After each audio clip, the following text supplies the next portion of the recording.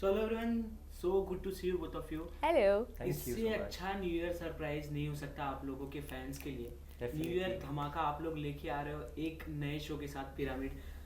So many congratulation Thank to both you. Of you. Please you. Pyramid के बारे में कुछ बताइए और अपने कैरेक्टर्स के बारे में। हमारा जो शो है पिरामिड, जो कि 19 दिसंबर को रिलीज़ हो रहा है, ये क्राइम थ्रिलर जॉनरा है। और ये जो कहानी है वृंदा की कहानी है, जो जिसके साथ फ्रॉड हो जाता है। वेरी वेरी रिलेटेबल ना, कि बिकॉज आजकल हम एक्चुअली देखते हैं कि कई लोगों के साथ स्कैम होते रहते हैं, कुछ फ्रॉड हो गया, ये हो गया। So it's basically based on crypto currency and ये कॉन्सेप्ट वाइज लोगों में फेमिलियर है बट लोग ज़्यादा जानते नहीं है। So I really hope that from this show, through our show, people actually are aware about crypto currency, because मैंने शो शूट करते करते ज़्यादा जानकारी पाई थी क्रिप्टो करेंसी के बारे में। So my characters called Vrinda. She is a journalist, budding journalist है, मिडिल क्लास है। अपने पापा की सर्जरी के लिए she is trying to accumulate money, तो वो क्रिप्टो करेंसी में अपने पैसे इन्वेस्ट करती है, होपिंग दैट उसे काफ़ी ज़्यादा रिटर्न्स मिलेंगे अपने इन्वेस्टमेंट से। सो वो एक एस्पेक्ट है। एंड उसके बाद वो इस पूरे चक्रव्यूह में कैसे फंसती है, ये पूरा स्कैम जो होता है, is it actually a scam और इज़ इट अ स्कीम और व्हाट एग्जैक्टली इज़ इट। वृंदा और मोहित दोनों मिलकर उसे सुलझाने की कोशिश करते हैं and it's their journey. Very relatable I would से, बिकॉज हम आए दिन देखते हैं लोगों के साथ कुछ ना कुछ होता रहता है। सो एंड वो आपकी मेंटल हेल्थ के साथ कैसे वो उस पर असर करता है, वो आप देखेंगे। एंड ये चीज़ आगे जाके कितनी बड़ी हो सकती है, उसके कॉन्सिक्वेंसेस कितने ज़्यादा हो सकते हैं, that also you will see in the show. So overall I would से it's a thriller, it has got great twists and turns, and in terms of relatability, people will actually relate to this show and would have a really good watch. आपने मेरे character का नाम है मोहित। ये एक tech savvy इंसान है, जिसके जो पहले तो एक Unethical. हैकर होता है, बट इसके वृंदा के प्यार में जब पड़ जाता है तो फिर इसको ये ब्रेकअप कर लेती है मेरे साथ, तो फिर वो एक एथिकल हैकर बन जाता है। और इस पूरी जो मिस्ट्री है, जो पूरा जो ये थ्रिलर है, उसको सब चीज़ें को, कन्फ्यूजन को सॉल्व करने में वृंदा की हेल्प करता है। तो ये कहानी है। और हमने इसको मनाली में शूट किया, जो कि हमें बहुत बहुत मज़ा आया शूट करके। डिफरेंट एक्सपीरियंस था।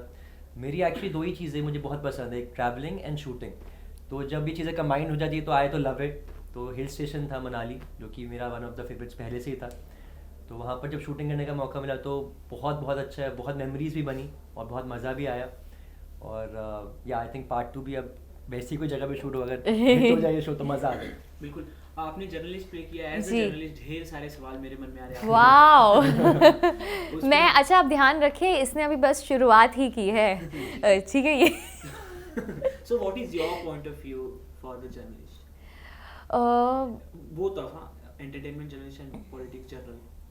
इन general I would like to say कि आजकल मतलब नहीं, पॉइंट ऑफ व्यू मतलब मैं समझी नहीं कैसा, मुझे लग रहा है मैं सही डायरेक्शन में जा रही हूँ कि नहीं जा रही हूँ, आप बताएं। एज ए एंटरटेनमेंट जर्नलिस्ट आप क्या देखती हो एक जर्नलिस्ट को, किस तरह वे में आप लोगों के जब आप किसी जर्नलिस्ट से मिलती हो, क्या थॉट प्रोसेस आपके मन में आता है, उस बारे में कुछ जानना चाहेंगे। यार थॉट प्रोसेस मैं बहुत ज़्यादा डीप सोचने की कोशिश नहीं करती हूँ, but it's only during the interview actually get to realise कि ओके सामने वाले इंसान के दिमाग में क्या चल रहा है and how authentic he is trying to be, या फिर वो मैनिपुलेट करने की कोशिश कर रहा है। Because you do come across a lot of people जो जिस डायरेक्शन में जाना होता है उसके परे जाने की कोशिश करते हैं and they actually try to manipulate, which I don't think is necessary.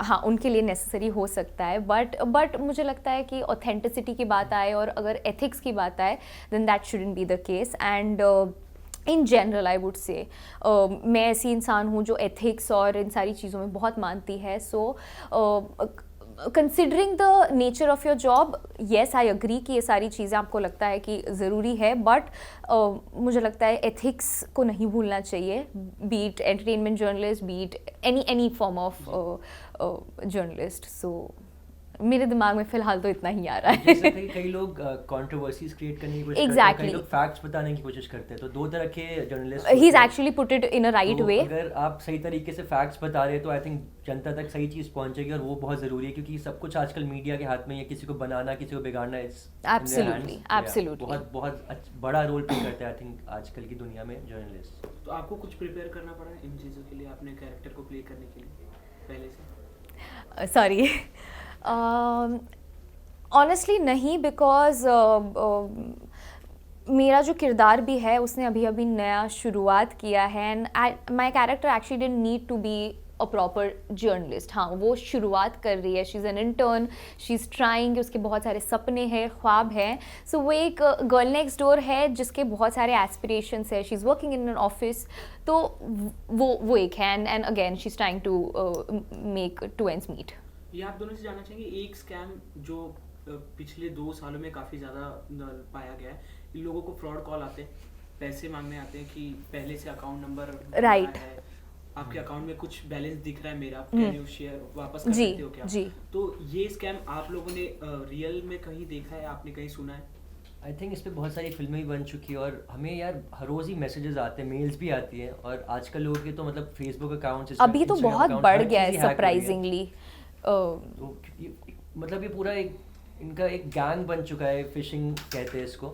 तो ये अभी उस हमें थोड़ा सा सतर्क रहना पड़ेगा, हमें जानना चाहिए कि मतलब क्या फेक है क्या ओरिजिनल, क्योंकि लगता है ऐसे ही कि बहुत सही तरह जगह से कॉल आ रहा है, ओरिजिनल जगह से कॉल आ रहा है, लेकिन हमें पेशेंस नहीं खोनी है.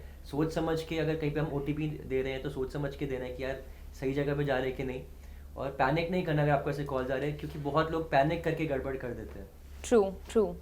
ये जो पिरामिड है, आप जो क्रिप्टो करेंसी के ऊपर जो आप लोगों ने ये नए शो लेके आए हो, क्या इम्पोर्टेंट चीज़ सीखने को मिलेगी लोगों को इस शो से? मुझे ऐसा लगता है कि crypto currency, like I said, as a concept everybody is familiar with it. सबको जानकारी है कि ऐसा कुछ कॉन्सेप्ट है, बट किसी को एग्जैक्टली वो क्या है, how it functions, as a layman मुझे नहीं पता था. It's only while I started shooting for the show, और मैंने सवाल करने शुरू किए, मुझे समझ नहीं आया कि अच्छा ये क्या है. That's when our sir, director sir Nitesh sir, he actually explain it to us कि हाँ ये चीज़ें होती है.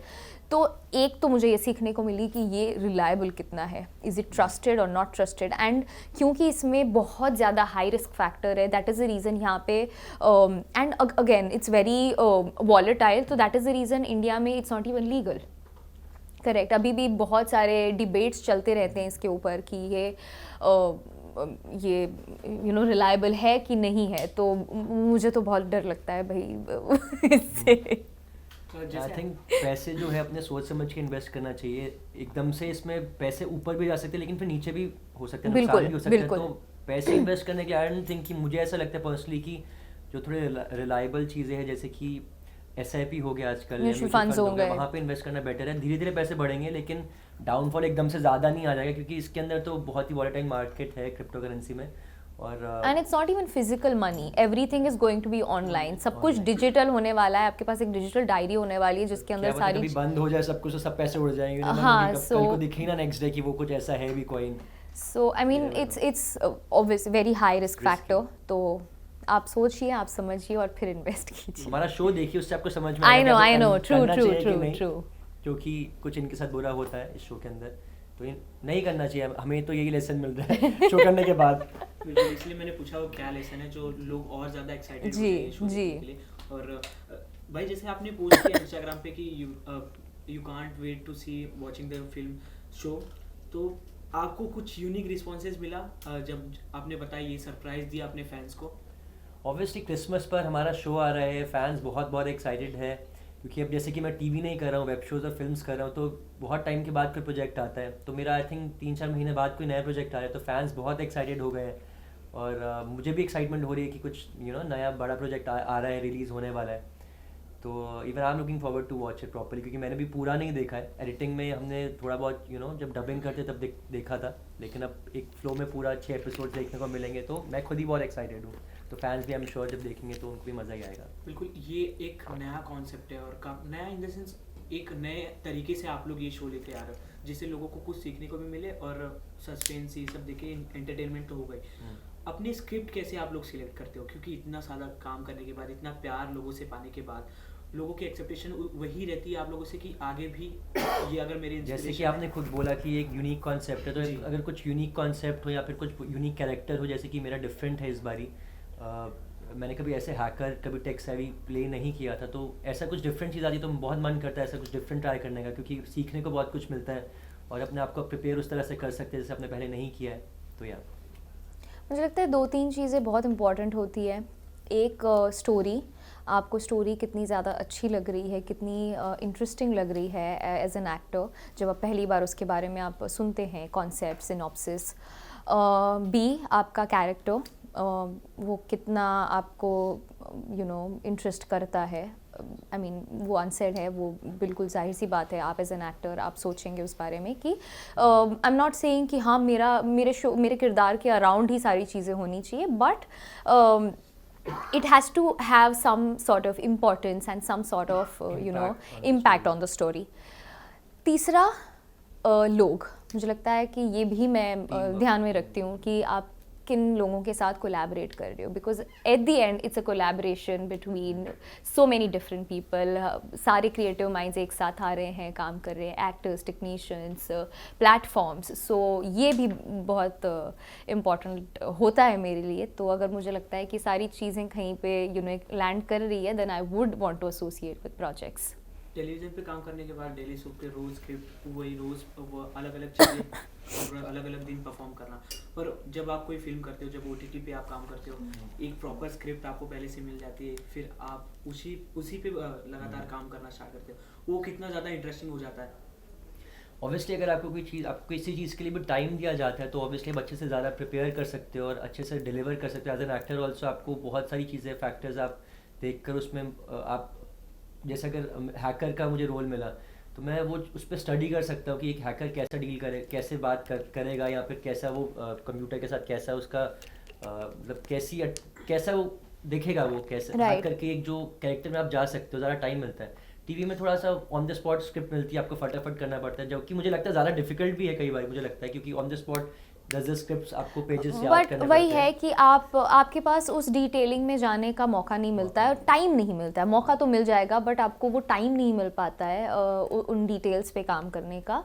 तो सबसे बड़ा फैक्टर जैसे रोहन ने कहा टाइम का है कि time is very very important, तो वही फैक्टर इतना बड़ा आता है, तो that's when you see that there is a gap यार। अभी टीवी जब करते तो जैसे अभी शूट किया तो कल दिख रहे हैं और फिल्म शूट करें, वेब शो शूट करें, ये 1.5 साल पहले बना था जो अब रिलीज हो रहा है। तो ये फ़ायदा भी है टीवी का कि फटाफट सब दिख रहा है, एकदम लाइमलाइट में हम रह रहे हैं। तो या हर चीज़ के अपने फ़ायदे और नुकसान है। और ये जो अभी समय चल रहा है, ये सवाल तो आपसे काफ़ी लोगों ने पूछा होगा, are you guys watching Bigg Boss? मैं नहीं देख रही हूँ और मैंने आज तक कभी सिर्फ मेरा सीजन देखा था। मैंने रोहन के कुछ एपिसोड्स देखे थे बस उसके अलावा मैंने कभी शो नहीं देखा। बट हाँ रह चुके हैं, ये 100% फॉलो करते होंगे। बिल्कुल। अगर आपको मौका मिला जाने का तो आप जाना पसंद करोगे? नहीं, डेफिनेटली नहीं। एन एब्सोल्यूट नो, मैं नहीं जाना चाहूँगी। And I have been offered a lot of times but खतरों के खिलाड़ी, खतरों सोचा जा सकता है बट पर वही है कि big boss I personally feel at this moment मेरे दिमाग में जो मेरा हेड स्पेस है, मैं नहीं करना चाहूँगी, मैं नहीं करना चाहूँगी।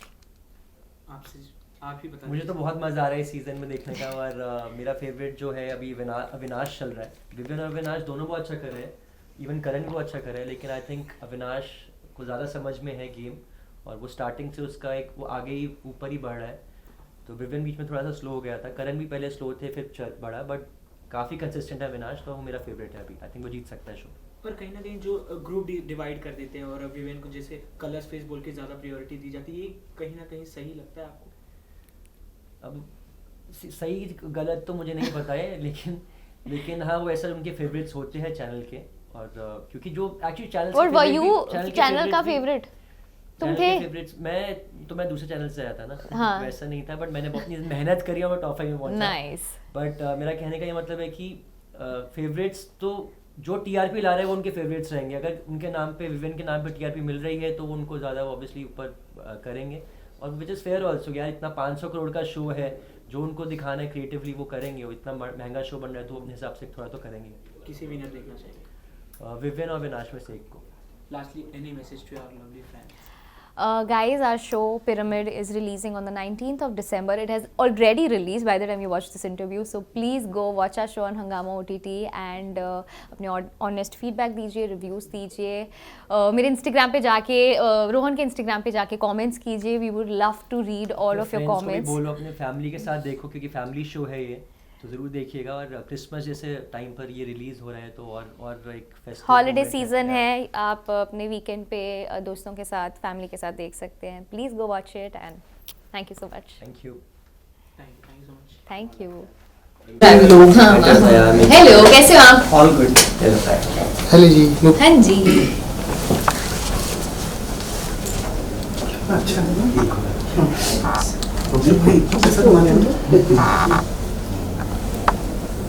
सब रिकॉर्ड कर रहा हूँ मैंने ऑडियो। Thank you.